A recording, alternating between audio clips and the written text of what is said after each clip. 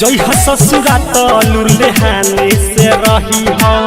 कुछ होई कमी त पियावे से कही ह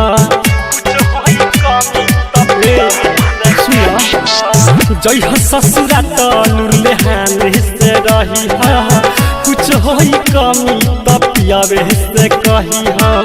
जदि कुछ बोली है तब तक की ह ना घूर के जदि कुछ बोली है तब तक की ह ना घूर के जई हो त गोरा लगी ह भाता रके निहुर के जई हो त गोरा लगी ह भाता रके निहुर के भाता रके निहुर के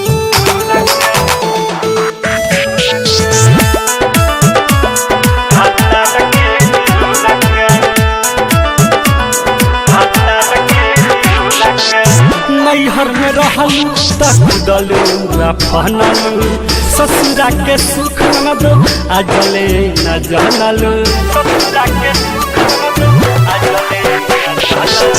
नैहर में रहलू तक दलू फनलू ससुरा के सुख न दो आजले न जानलू बतिया बतावो तनी तोहरा से दूर के बतिया बतावो तनी तोहरा से दूर के जई हो त गोरा लगी ह भाता रके निहुर के जई हो त गोरा लगी ह भाता रके निहुर के भाता रके निहुर के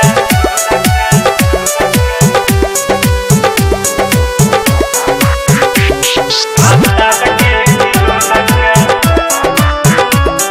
भाता रके निहुर के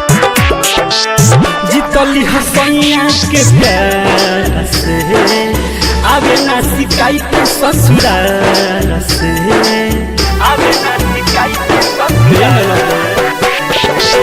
जीतली हसैया के प्यार से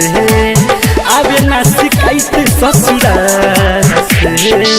रही तोरा खादू से रही हाथ जुड़ के